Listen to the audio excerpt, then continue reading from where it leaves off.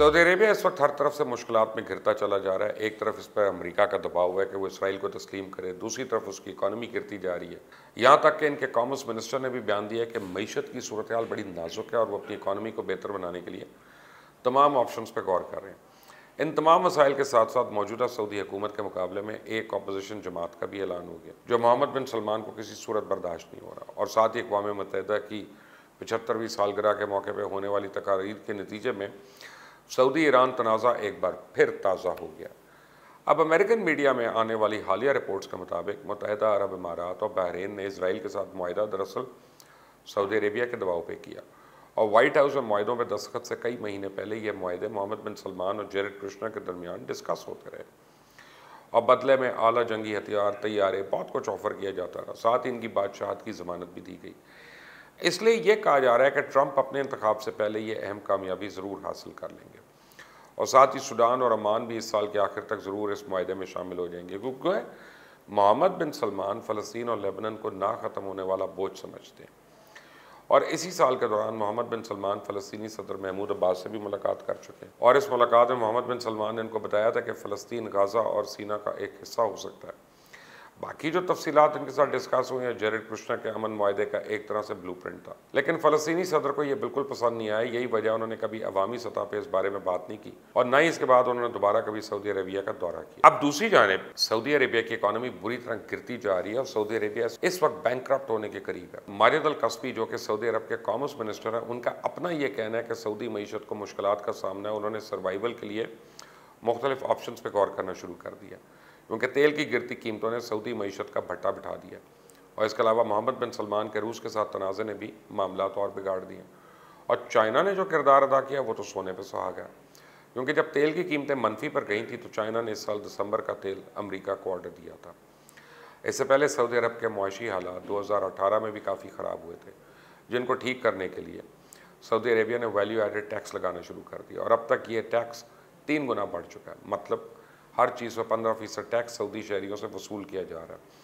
और अब अगर अपनी मईशत को संभालने के लिए सऊदी अरेबिया इस टैक्स को मज़ीद बढ़ाता है और 25% तक ले जाता है, तो बहुत ज़्यादा चांसेस है कि सऊदीया की अवाम अपनी हुकूमत के ख़िलाफ़ सड़कों पर आ जाए और बगावत ना हो जाए, और इस तरह अरब स्प्रिंग फैलने का दोबारा खदशा है। और यही वजह है कि अब सऊदी अरेबिया ने ज़ायरीन को उम्रे के लिए भी आने की इजाज़त दे दी है। लेकिन इस साल क्योंकि हज नहीं हो सका तो उम्रे से इतना असर नहीं पड़ेगा। आम हालात में हज और उम्रा दोनों से सऊदी अरेबिया को सालाना 30 से 32 बिलियन डॉलर वसूल होते थे।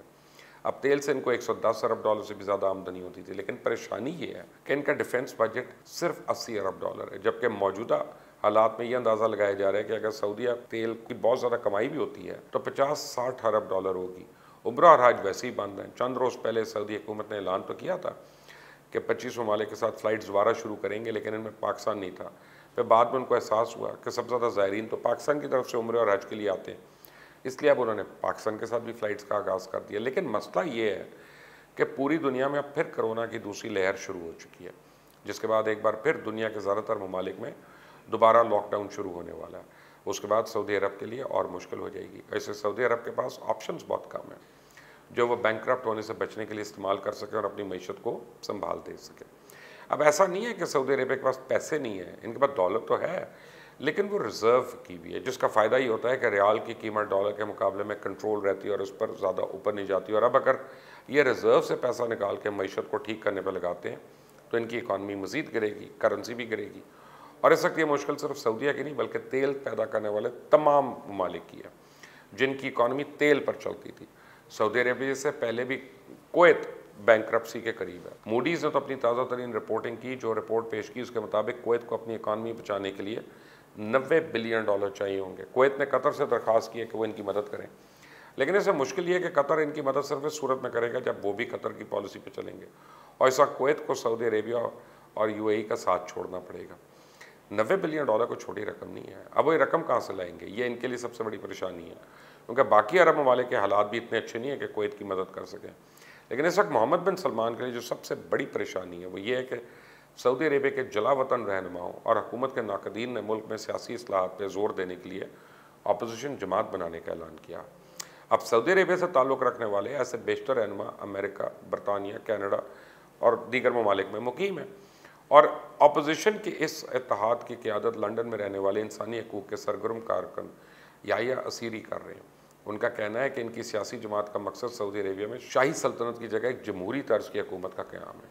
मौजूदा हुकूमत बड़ी तादाद में सियासी रहनुमाओं की गिरफ्तारियों कत्ल करके मुसलसल जुल्म व तशद्दुद के राह पे अमल पै रहा है। ऐसे नाजुक वक्त में अपोजिशन पार्टी का क़याम ज़रूरी हो गया ताकि मुल्क को बचाया जा सके, और इस नई जमात का नाम नेशनल असम्बली पार्टी रखा गया। अपोजिशन जमात के क़याम और उसकी जानिब से होने वाले बयानात पे सऊदी अरब की तरफ से अभी तक कोई रद्द अमल नहीं आया। अलबत्ता माजी में सऊदी अरेबिया इस बात की तरदीद करता रहा कि इसकी इंतज़ामिया नाकदीन और मुखालफिन की आवाज़ दबाने के लिए जुल्म, जबर और तशद्दुद का रास्ता नहीं अपनाती। एक तरफ तो ये सियासी इख्तलाफात परेशानी का बायस हैं, दूसरी जानिब शाह सलमान के अक़वाम मुत्तहिदा की जनरल असम्बली से खिताब ने एक नया महाज खोल दिया। शाह सलमान ने ईरान के ख़िलाफ़ सख्त मौक़िफ़ अपनाते हुए कहा कि सऊदी अरेबिया ईरान के सामने झुकने वाला नहीं, क्योंकि ईरान अपने दहशत गर्दाना नेटवर्क का इस्तेमाल करता है। हस्ब मामूल उन्होंने ये बात दोहराई कि सऊदी अरब पर मुसलमानों के लिए मुक़द्दस शहर मक्के की हिफाजत की ख़ास जिम्मेदारी। और दूसरी जानिब ईरान ने इन तमाम इल्ज़ामात को मुस्तरद करते कहा कि सऊदी अरेबिया में ख़ित्ते में तकफ़ीरी दहशत गर्द गिरोहों को माली इमदाद पहुँचाता रहा है और दहशत गर्दी की असल जड़ सऊदी अरेबिया। दरअसल सऊदी अरब ईरान के ख़िलाफ़ अमरीकी सफ़ में खड़ा है और इसराइली हुकूमत के साथ ताल्लुकात को फ़रोग़ देने की कोशिश कर रहा है। सऊदी हुकूमत ने अवाम के अरबों डॉलर दहशत गर्दी और दीगर ममालिक को बर्बाद करने पर खर्च किए, इसके बावजूद उनको नतीजा कुछ नहीं मिला।